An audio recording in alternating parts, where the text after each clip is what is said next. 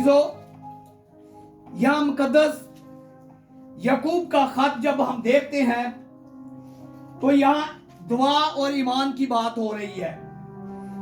5 बात और उसका 13 आयात से 16 आयात मुकद्दसा का हम मुतालिया करेंगे। कलाम खुदा में मरकूम है, लिखा है, अगर तुम में कोई मुसीबत ज़दा हो तो दुआ करे,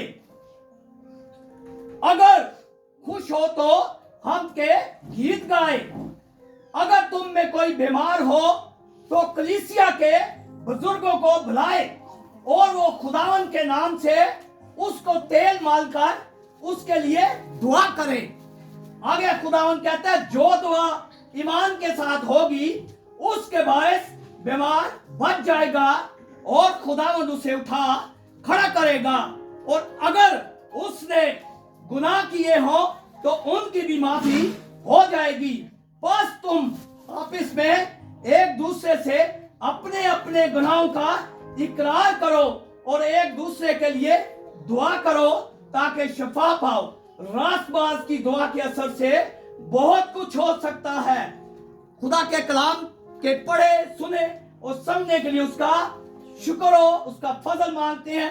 जीजो, यहाँ 3 बातों को हम देखेंगे। कलाम खुदा में पहली बात, खुदा उनके कलाम में लिखा है, अगर कोई तुम में मुसीबत ज़दा हो तो वो क्या करे? दुआ करे, और खुश हो तो हम के गीत गाए, और अगर कोई बीमार हो तो कलीसिया के बुजुर्गों को बुलाए और वो उसके लिए तेल मालकर उसके लिए दुआ करे तो फिर वो शिफा पाएगा। फिर आगे लिखता है, जो दुआ ईमान के साथ होगी उसके बायस क्या? बीमार बच जाएगा और खुदावन उसे उठा खड़ा करेगा। ये है कलाम।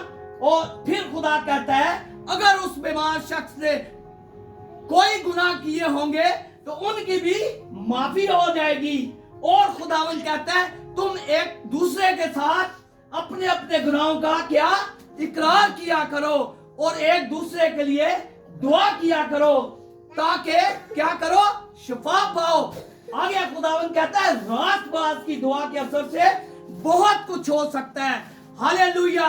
जब अजीजों मैं आप और सब जब रूह सच्चाई ईमान के साथ दुआ मांगते हैं तो हमारा जिंदा खुदावन कभी हो नहीं सकता है वो हमारी दुआओं पे कान ना लगाए, वो हमारी दुआओं को सुने ना, क्योंकि वो हमारा जिंदा खुदा है जिसके सामने अजीजों मैं और आप सब दुआ मांगते हैं।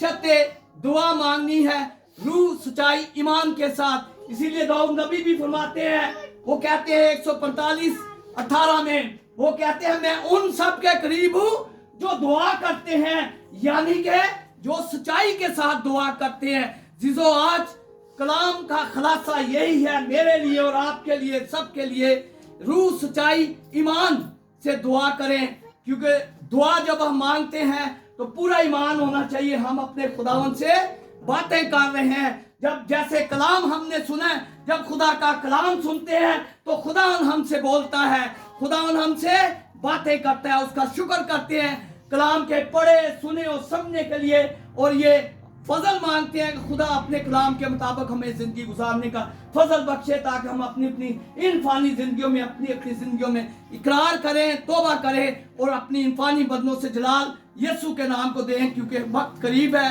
यीशु जल्द आने वाला है। आज मैं दुआ मांगता हूँ सब